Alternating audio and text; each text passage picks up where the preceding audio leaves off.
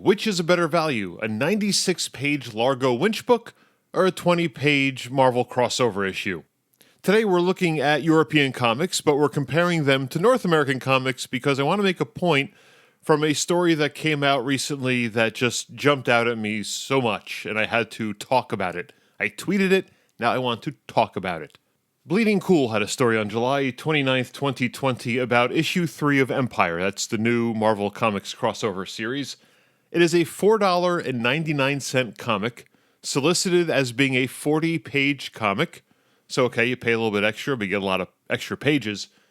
But when you actually open up the thing, you find out it's a 20-page story. I don't know how much character designs are worth to you, but me, not so much that extra $1 or $2 just for that. Although I think all the issues so far in the series, including the number 0 issues, have been $4.99 also. $4.99 for a single issue comic. And it's not exactly getting a cardboard cover with die cut or hollow foil or a hologram or any kind of foil or even a fourth color that DC loved to do so much in the 90s. Remember Zero Hour? Zero Hour was good for that.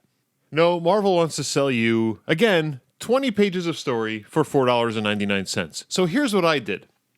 I immediately went over to Comixology. I clicked on the sale tab. Every week, European comics, European albums are on sale. You can find a fresh batch every, I don't want to say every week, but they cycle in and out, but there's always something there. So I took a look at what's on sale right now as I'm recording this on Wednesday, July 29th, and there's no less than 3 different sales going on. The first is called Humanoid's Big Sale. Big is their line of kid-friendly books. They have 25 different albums on sale there, ranging in price from 99 cents to $1.99. And these aren't just short comics, these are actual 50-page, 70-page, 90-page books. And actually, I've read a bunch of these. They're pretty good. Young Mozart in particular is a favorite. The Ring of the Seven Worlds, I didn't quite enjoy as much, but there's 4 books, and I'm sure a lot of people would really like that, especially maybe the tweens in your life. That one has a certain anime influence or manga influence that, not my style, but I'm sure people would like it. Bigby Bear, I really like that first book. It's cute. It's like, Kids' Far Side in a way. It's just really weird things happening that are very funny. Etc., etc. Gregory and the Gargoyles, Halloween Tales, Bruce Lee, Way of the Conqueror. Just a whole bunch of books. 25 items, all for sale for a quarter, actually less than a quarter of the price of Empire number 3.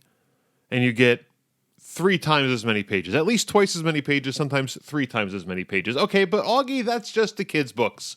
We can't compare Marvel's direct market comics because, as we discussed recently on a podcast, Marvel is a direct market comics maker. They don't make comics for anyone else besides 30-plus age group people who used to read them when they were kids. Let's go to the next sale. Sale number 2, Europe Comics Fantasy Sale. This one probably blends in a little more nicely. These are books that would appeal to, in many cases, the same kind of market as would be likely to read a Marvel comic. Some of these books are probably for mature readers as you go along. Fantasy, sci-fi, superheroes, they all sort of blend together at a certain point. Europe Comics Fantasy Sale, 75 different books, ranging in price from $2.99 to, I think, maybe $4.99? Or sorry, $4.49. Now, that $4.49, that's the series Nanami. It's 4 or 5 volumes, and each book is 81 pages. So you are getting, extra pages. 4 times as many pages for 50 cents less. From this sale, of course, I would recommend Spellbound, the 4-book series drawn by Jose Luis Munuera. I reviewed that in Pipeline in the past. Go take a look in the show notes for this podcast, or just go to pipelinecomics.com. Type Spellbound in the search, you'll find it there. There are a lot of books, and again, there's even a series here, it's $1.49. I think that has fewer pages, though. That's a minor book. It's only 37 pages. And still, like a third of the price of your typical Marvel Comics crossover. One more sale going on right now, the Cinebook European Comic Sale. Cinebook is the European publisher that does translations and actually publishes on paper books as well as making them available digitally. They have 97 books on sale right now through August 20th. So whenever I get around to publishing this, you'll still have plenty of time to look at these sales and enjoy these books. These books go from about $1.99 to it looks like maybe $3.99 on the high end. There's one book, Largo Winch Volume 1, oddly enough at $4.99. I don't understand why, because subsequent volumes are only $2.99, but I'll give you this much. Largo Winch Volume 1 is actually the combination of Volumes 1 and 2 into one book, because Largo Winch is released as a diptych. It's always 2 albums to complete a story. So when Cinebook was originally starting this, they put the 2 books together into one at a time. A little bit of a higher price point, but you got the complete story. And trust me, when you're reading Largo Winch, you're going to get your money's worth because you're going to be reading it for a while. There's a lot of words in those books, but they're very good. If you really want lots of words, go for Blake and Mortimer. I can't even I can't even read that one because it's so crazy. Oddly enough, and I have to admit, Volume 1 is on sale for $8.99, which makes absolutely no sense whatsoever. I'd almost say that's a mistake, but who knows? It seems really weird to price your first volume higher than subsequent volumes. That's usually backwards from the way the rest of the publishing industry goes. But you can also get Lady S for $1.99 and $2.99 a book. Orbital is in there. Great book. I recommend that one highly. I reviewed the first 7 books. I'll be reviewing the 8th one hopefully sometime this summer. They're all $3.99. Well worth it. If you like Marvel superheroes, if you like sci-fi at all, you'll love Orbital. The art is brilliant on it. And each of those books runs, I think it's close to 50 pages, and they're like fully painted too. There are 57 pages. I just clicked on one random book. 57 pages for $3.99. Again, Empire number 3, 20 pages, $4.99. But now I can hear you screaming through the iPhone, Android, computer, however you're listening to this podcast right now. Augie, this is insane. You're comparing a print comic to a digital comic. And yes, to a certain degree, you're right. That is insane. Although I would argue, either way, it's a reading experience for me. I'm paying a certain price to read a certain story. I don't mind reading digitally. I know some people do. So, okay. Let me go to Comixology right now, and let's do apples and oranges. Let's compare the digital version of Empire number 3 to the digital version of such and such European album I've been talking about for the past few minutes.